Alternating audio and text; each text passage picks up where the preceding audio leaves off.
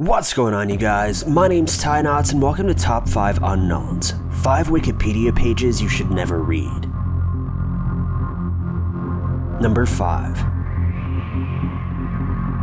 Fred and Rosemary West were married serial killers who took the lives of over a dozen young girls between 1965 and 1987. Fred and Rosemary's first public record of violence was actually from 1972, when the two had hired a young woman to come to their home and babysit their children. When the woman tried to leave for the evening, Fred and Rose blocked her in and held her captive overnight, with Fred threatening to allow his friends to have their way with the girl if she didn't comply and remain in the home in a peaceful manner. She then calmed down, waited the night out, and then was freed the following day. She informed police of what had happened, though Fred and Rose were ultimately only fined $50. Over the next 8 years, Fred and Rose are known to have taken the lives of 8 additional girls and tortured and released several more. Most of the bodies of these women were found buried in the couple's backyard or underneath the garage, though it's widely assumed that additional victims were buried elsewhere. Throughout the time of their crimes, it's known that the couple were sexually involved with their own children. In fact, Fred regularly abused his young daughter, and Rose was known to have frequently abused her daughter as well as her half-sister,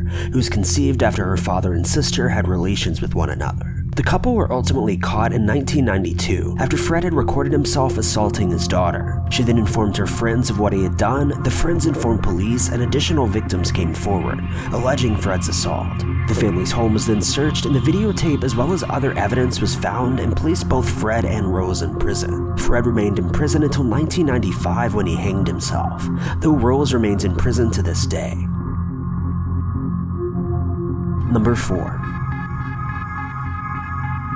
Fatal familial insomnia is a strange, rare medical condition that results in a patient passing away within just a few months or years of onset symptoms. The even stranger part is that one of the only symptoms characterized by the illness is insomnia. The disorder is believed to have been the result of a protein mutation in the brain, which causes the brain to form incorrect connections quite rapidly, resulting in sudden or immediate onset insomnia. The disorder is known to only affect about 40 families worldwide, influencing just 100 people, with the first recorded case being documented in 1765. The disorder is known to onset any time between the age of 18 and 60, but most commonly affects middle-aged patients. Thankfully, it can be detected through genetic testing prior to its onset, though there's little anyone can do about it even if it is documented. Even worse is that sleeping medications have proven to rapidly increase the rate of the disorder's takeover, with gene therapy also being largely ineffective. Scientists continue to study a cure for this rare disorder, but for the moment, most of the victims simply have to live with the fear and insomnia.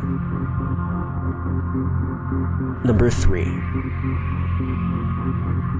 Armin Maiwes was a German man who made international headlines after he took the life of and consumed a willing victim who'd reached out to him online. He's now known as the Master Butcher. Armin is known to have used a deep website known as Cannibal Cafe to find his victim. He posted an ad requesting a quote, well-built 18 to 30-year-old to be slaughtered and then consumed. A man then responded to the ad back in 2001, and the two began their work together. They created a videotape of themselves amputating a sexual organ of the victims, then eating it together. The victim then expired and Armin's true work began. He drew the victim a bath where he then bled out before being stabbed in the throat. His body was then hung from a meat hook, with Armin cutting and consuming parts of it over the next year or so. Armin was eventually found and reported the following year in 2002, when he was reported for posting a second ad. He was then tried and convicted of manslaughter in 2004, where he then spent 8.5 years in prison for his acts. While in prison, he also became a vegetarian. 2 years after his conviction, in 2006, Armin was then sent to retrial, at which time a new jury found that he'd been incorrectly sentenced. His punishment was then revoked and updated to life in prison, where he remains to this day. Number 2. Anthropodermic bibliophagy is the process in which human skin is used to create bindings or covers for books. As of 2016, it's believed that only 46 of these books exist, most of which are showcased in museums all across the world. The first book of this type is believed to have originated in 1676, though little is known about the book other than this. The most predominant creations of these books involve willing cadavers that were used or criminals whose skin was used to bind the book containing the details of their conviction. with the majority of these taking place in the 1800s. Since the book's original discovery some 400 years ago, at least 3 books in the Harvard University Library are believed to have been bound in human skin. It's said that these books remain on a shelf and can be checked out by anyone, though this hasn't been confirmed and seems unlikely. Number 1. Lizzie Borden is a woman most well known as being the prime suspect in a series of violent axe murders that took place in Massachusetts in 1892.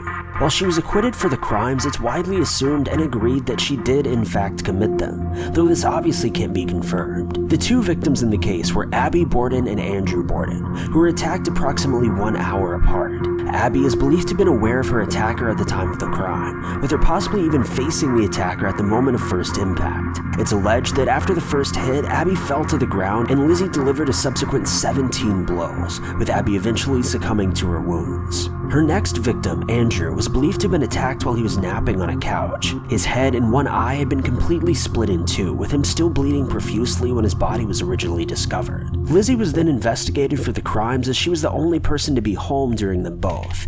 However, there simply wasn't enough evidence to be placed against her. After a brief stay in a local jail, she was then released and freed of all charges. She remained a free woman until 1927 when she passed away from pneumonia. Thank you guys so much for watching.